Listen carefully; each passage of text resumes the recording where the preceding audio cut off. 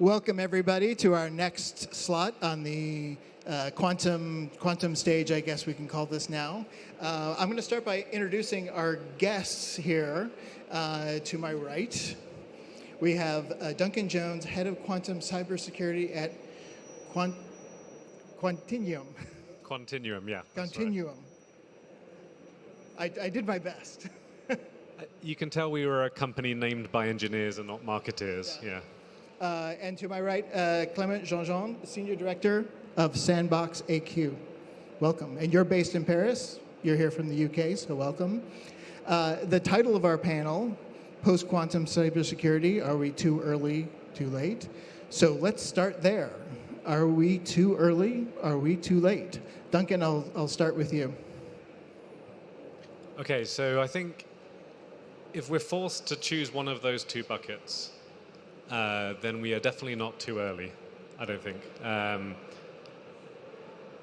The threat of quantum breaking cryptographic systems, I think, is very real, and I think it is not a distant threat. I think it is a near-term threat. And from the conversations I'm having with our clients around the world, people are definitely beginning to think about this, but I'm not seeing an awful lot of activity yet. There's kind of planning for a plan, or there's kind of thinking about, a strategy maybe. There's not a lot of activity happening. And it's 2025, and we've seen in the past that cryptographic migrations take ages. Like, we still haven't finished many of the previous migrations that we've started. So, yeah, if I'm forced to pick a bucket, it's we're too late, maybe. Okay, and?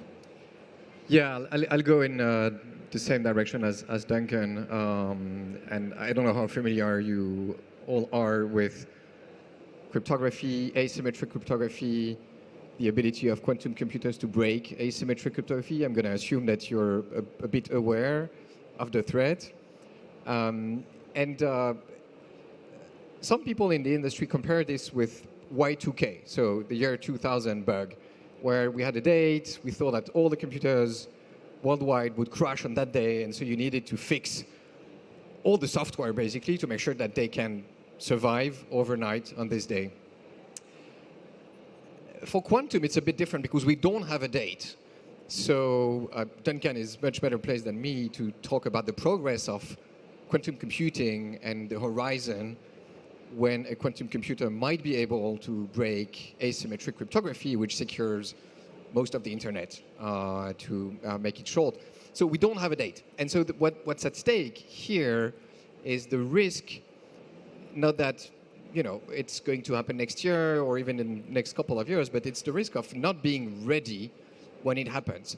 And so for stakeholders, for chief information security officers, the main challenge is to be able to measure this risk and to make a decision against this risk without a given date. But given the complexity of the challenge, and we'll talk about that, I think, a bit later, definitely this is not too early to get started. And in some places, people think it's already too late, actually. Yeah, and by the way, so I wanted to jump right in there, but let's take a second so that people understand where you're both coming from. Take 1 minute and just tell people who don't know, what is SandboxAQ? What do you do? Yeah, sure. So SandboxAQ is an AI and quantum company spun out from Google X 3 years ago. I actually started working in post-quantum cybersecurity, post-quantum cryptography 8 years ago now in a company called CryptoSense. I was the COO of CryptoSense. We developed a software to help large organizations migrate to quantum-safe cryptography. And CryptoSense was acquired by Sandbox in 2022, 3 years ago now. And Quantinuum. Quantinuum. Yeah, so Quantinuum is a quantum computing company. In fact, we're the largest quantum computing company. We're what we call like a fully integrated offering. So it's a bit like in the same way as Apple does everything from the silicon all the way through to the applications, we do the same sort of thing for quantum.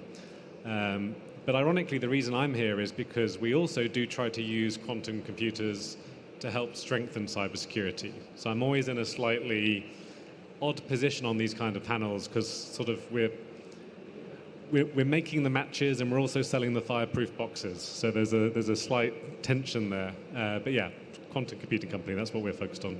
Well, I think with any of these transitions, there's always the optimistic case and there's a pessimistic case, and we don't really, it depends on a host of factors how well we make that transitions. As you mentioned, we're still fumbling some of the ones from 2 or 3 generations ago. So we'll come back to that in a second, though, because I think it's an important point.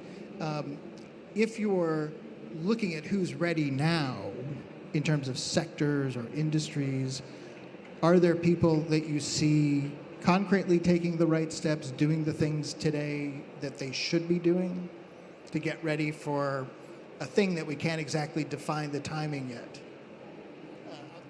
Yeah, I can start with this one. So we see some very significant initiatives in domains where there's, let's say, the most critical data that's being handled. So defense industries, financial services, these are places where projects have started already a few years ago. And that's both because, again, if you look at big banks, they're probably one of the most attacked industries in the world by hackers of all sorts. Obviously, they handle very sensitive data. They handle a lot of money as well. But they've figured out that the process, the migration to quantum-safe cryptography is going to be very, very long, especially for large organizations like that, and very complicated, very complex. So in some of the banks that we work with, the project started as early as 2019, 2020. And I'm not breaking any secrets if I say that this is definitely, they're not done. They're not even halfway through it. I think in my experience, outside of those sectors, particularly finance, which seems to have its head screwed on right, in any other sector, I'm often seeing that the post-quantum effort in an organization is driven just by a small group of people who care about it. So it's not necessarily driven by executive mandate. And so I find that it's a very patchy landscape where you'll find one company, and I'm just going to do a little shout out here to Nestle, who just blew my mind by being really on it when it came to quantum. You wouldn't think Nestle would necessarily be the people who would lead on cyber, but they do. And yet you might see some of their competitors doing absolutely nothing at all. So I think we're in a very kind of grassroots stage outside of financial services or military, I guess. Now, when we're making these transitions, part of the, whatever we're talking about, whatever platform, for instance, like moving to big data, SaaS, AI, et cetera, there are always legacy things that are sort of a drag on that. You move into big data, turned out your databases were a mess or your data's all dirty. So yeah, big data sounds great, but the stuff you have, 20 years of data, it's unusable because it's not well maintained, it's not consistent. In terms of cryptography from security, there's obviously a similar thing there where we've been through these transitions. It's a rapidly changing sector, even not talking about quantum. People have all-in-one, they have huge legacy systems on premise. I mean, I got to imagine it's a mess. So, and you mentioned a lot of that wasn't even successful. So how much is that legacy infrastructure a weight really on making this next leap? And I'll start with you, Duncan. It's an absolutely massive problem. I think it is the problem facing quantum-safe migration, because if you're not deeply entrenched in cybersecurity, you might have the understandable misconception that people actually know what they're doing today when it comes to encryption, what their data is, which data is important, how it's protected. And what we're discovering, particularly as we look at this migration, is that we've been doing cryptography and encryption in a very lazy way for 20 or 30 years. We didn't put in place many of the systems that we should have had that would allow this kind of migration to just, happen over a weekend and not really be a big deal. So I think that is the problem. The cryptographic debt, as we call it, that we've brought with us over the last 20 years, we now have to tackle that. Yeah. And why is that? I mean, I have to imagine that companies look at this and they think, well, I'll just patch another thing on. It would be more expensive to redo the whole thing in the optimal way. Is that the issue here, that they're too short-sighted and so they keep accumulating that debt? It's much more complicated than that, yeah. And one reason is because of legacy systems. I remember one of our customers, during one of the first meetings we were having with him and scoping the project with the team, they said, every IT system that has ever been invented, we have some somewhere, you know.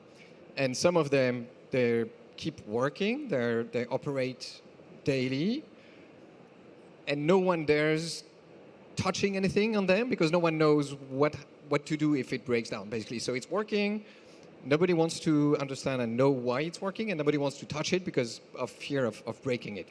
So that definitely creates a lot of debt.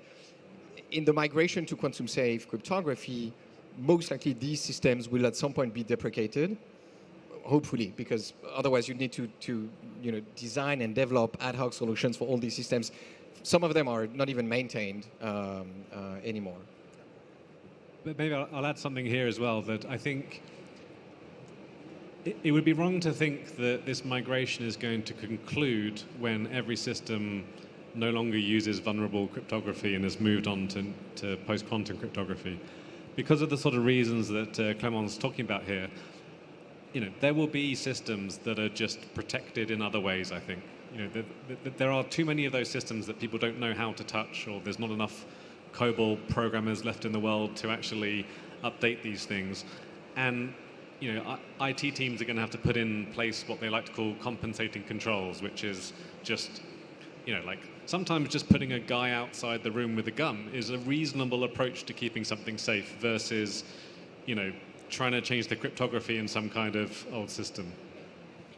Yeah, I'd like to add a couple of things to this. So one of the reasons why this transition is going to be so complicated is that, as Duncan said, as the world has grown more and more digitalized and every business is becoming digital, especially in the last 20 years, something that people don't realize is that cryptography is a foundational block of this ability to do business on the web. Cryptography allows, to make sure that when you log to your online banking application, it's you and not your neighbor. So it's identification. Of course, cryptography allows to make sure that your secrets remain secret, so no one can decipher information that must remain confidential. It also guarantees the integrity of information.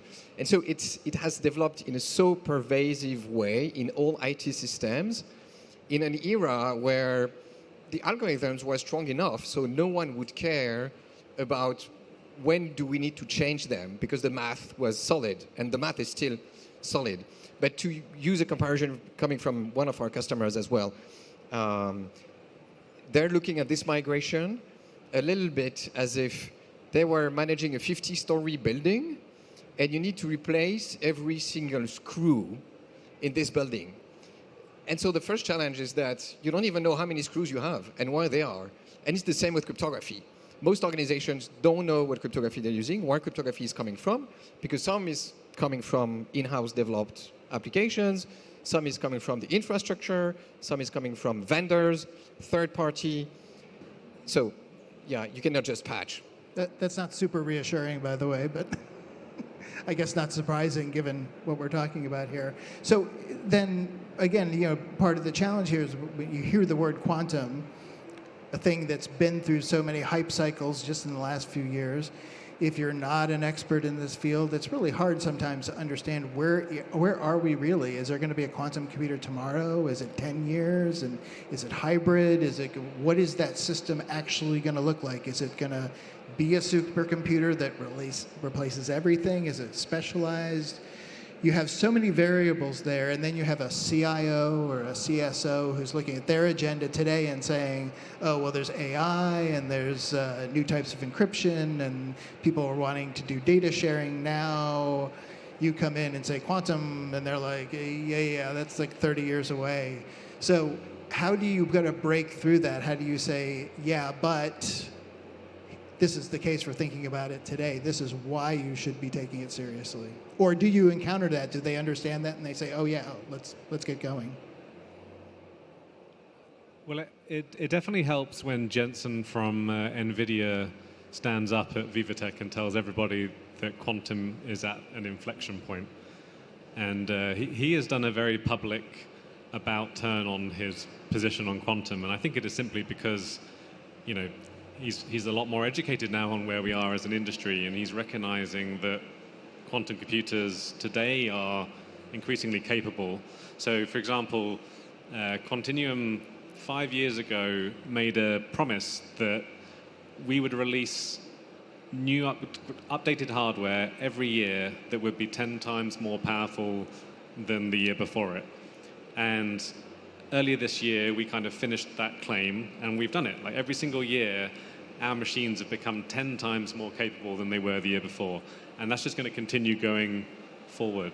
So to answer the other part of your question, I mean, quantum computers are not going to replace classical computers. They're going to augment them. So one of the interesting overlaps at the moment, which I won't go into in any great depth, but is AI meeting quantum.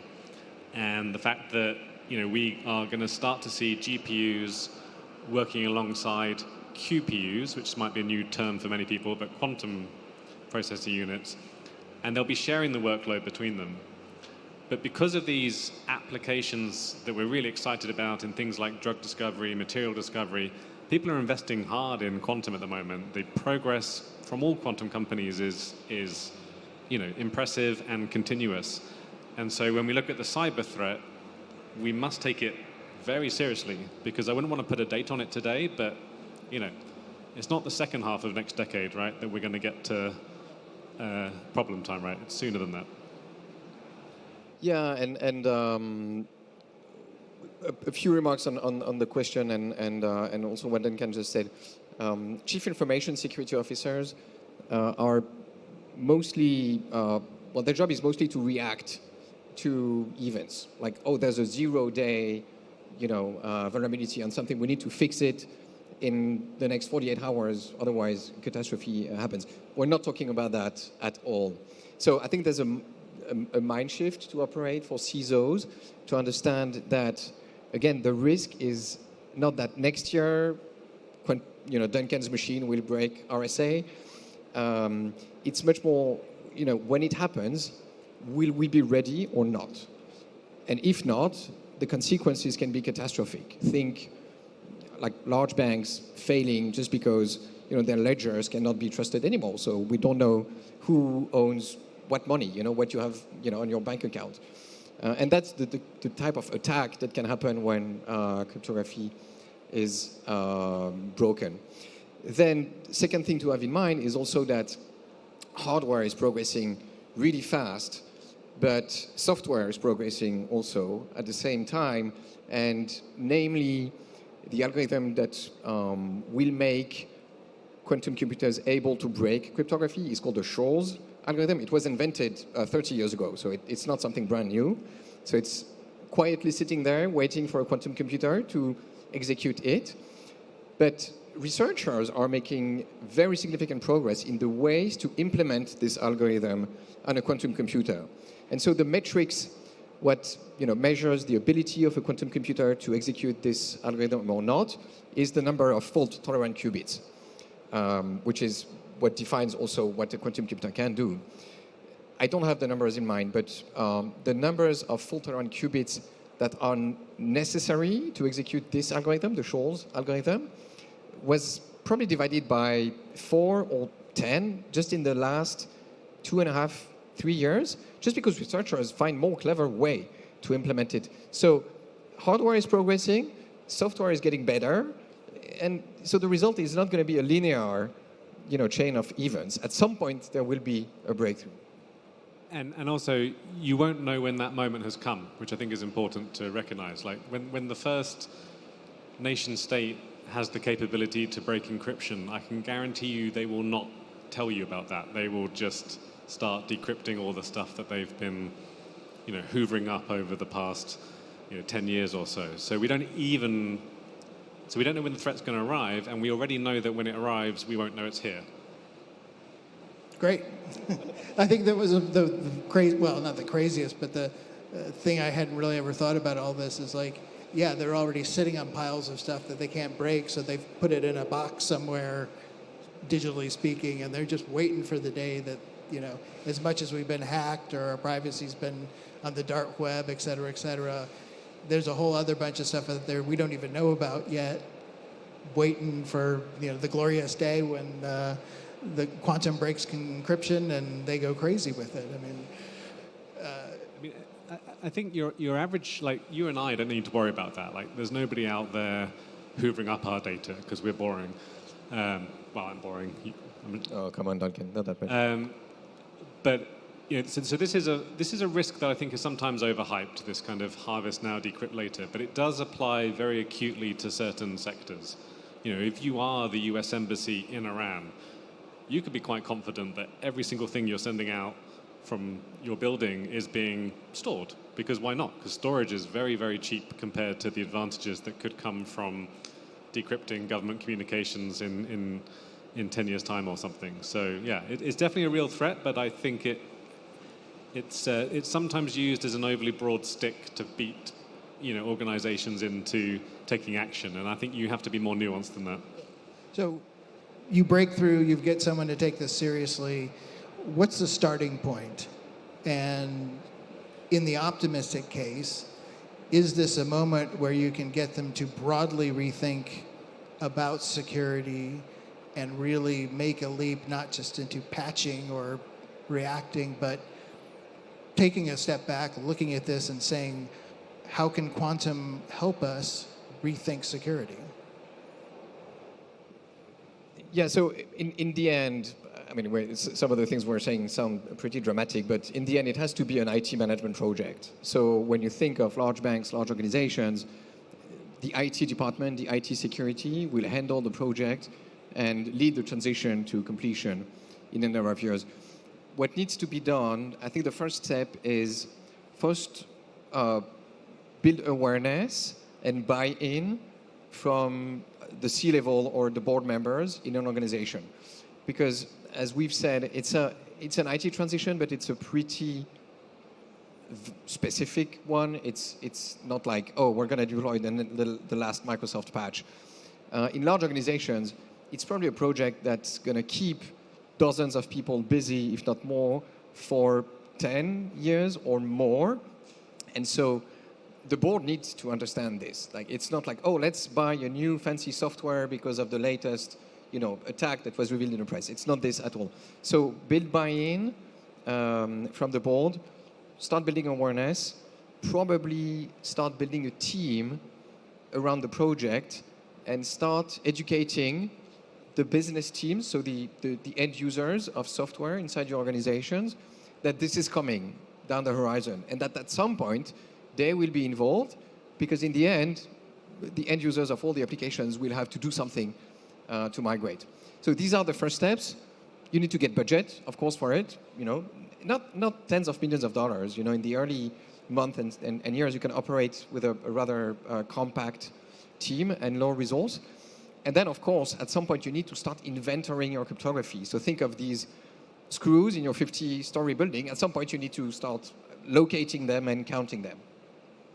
And this can happen only with some software. So maybe to tackle the other half of your question, I think it's been very doom and gloom the last 20 minutes, so sorry for that, everyone. But actually, I think we should look at this as a wonderful opportunity, like a once-in-a-generation opportunity to actually have decent, well-run encryption systems, cryptographic systems. More than, well, I think 2 of our customers have specifically said to me that basically they're using the quantum threat sort of as an excuse to finally invest what they should have invested in cryptography. And that's just in kind of the basics, the management of this stuff, but also in the deployment of some of these new emerging technologies, which ironically, stem from quantum as well. So for example, what my team focuses on a daily basis is helping cyber systems become stronger by using quantum computers to make better encryption keys. And as part of this transition to wholesale tearing out of cryptography and replacing it, it's an incredible opportunity to leave it better than we found it. Yeah, there's a real value, and that's short-term value in what the industry calls cryptography agility, which is the ability to inventory, maintain, and change your cryptography as needed. And again, if you look at the project from a CISO's perspective, when a CISO goes to the board and says, there's this new project, we need to build a team, invest in some tooling, recruit fancy consultants, and the return will be in 10 years or 15 years when there's a quantum computer, that's not a super easy sale to make to a board, especially when everyone's asking for, we need to invest something for next year and for next 2 years, 3 years. So what Duncan just described, which is the opportunity to modernize cryptography today with the transition project, this can deliver a return on investment in only maybe 18 months to 2 years, because the cryptographic debt, what we've talked about, this has a cost. Today, in some of the organizations we work with, they have tens of outages every year because they don't know what cryptography they're using and where cryptography is coming from. Nothing like, big headline data leaks, but just something as silly as, we have this customer-facing web application, it crashes, and for a number of hours, it doesn't work. And so we're out of business. These outages, they can cost millions of dollars. And when you have 10, 15, 20 every year, it becomes an 8-figure cost. So by adopting this approach of inventorying cryptography, controlling what cryptography you have, whether it's good or not, you're building the muscle and the software and IT infrastructure to reduce the occurrence and the amounts of these incidents that can cost tens of millions of dollars. So the return on investment is much, much shorter than Q-Day, as it's called. And just to say with that, the sort of positive side of the ledger for a moment, I think it's a good place to really dig into a little bit. So there's improved security in the defensive sense of things, but there is an element of security, cybersecurity, when it's done right, it becomes an enabler of other things. So we're seeing that, and I'm going to pronounce this wrong because I have VivaTech brain at this moment, homomorphic encryption, is it? Yeah. So, when I've talked to banks or certain institutions, they say, well, this enables us to feel more confident about sharing data with other people that we would not otherwise. So we're seeing that as just not added protection, but okay, now we'll do these things that we've thought were possible, but we just didn't want to put that out in the wild because we didn't trust our own systems. So if you think about it in that way, are there things you've started to think about that quantum done right doesn't just make us safer, but it enables new types of things, new services, new interactions, or is it kind of too early to really even imagine those things? So if I understand your question correctly, it's kind of like, what is the positive impact of quantum generally? Yeah, I mean, again, if I'm just not patching poor security, but I actually feel more secure. Oh, okay, yeah. Then is there data we're not sharing or things that we're not doing online that I think, oh wow, my quantum security is so much better now. I feel fine doing a data partnership with 20 other third parties because I know absolutely this stuff is going to be safe. Yeah. I think you're spot on. So if you think about a good example would be the adoption of cloud capabilities. I think we're past that point now. Everybody's using these things, but it took a long time to get there because people were reluctant to outsource security, amongst other things, to sort of distant computers that they can't see and touch anymore. And I'm seeing actually a shift towards more sovereign lines of thinking. People are starting to think about nationally protected data centers, actually kind of bringing stuff back in again. And in that sense, I think there is a strong demand for security for the sake of security. And so things like quantum technologies can help. I guess if you look at the next 5 to 10 years, there is this real sense of we've got no idea what's coming. Like, quantum is just one of the things that's accelerating. AI in general is changing every month, it seems. And all of these things are ultimately tools, and they can be used for good and they can be used for bad, right? So we don't know what the next 5 to 10 years is going to bring us from a cyber perspective. So if there are any places in our infrastructure where we can say, you know what, that little bit there, we can just throw some quantum technology in there, and actually that bit now can't really be broken because it's, laws of physics are protecting us here, not other things, then that's surely a good thing, and I think that will enable business in the way that you describe.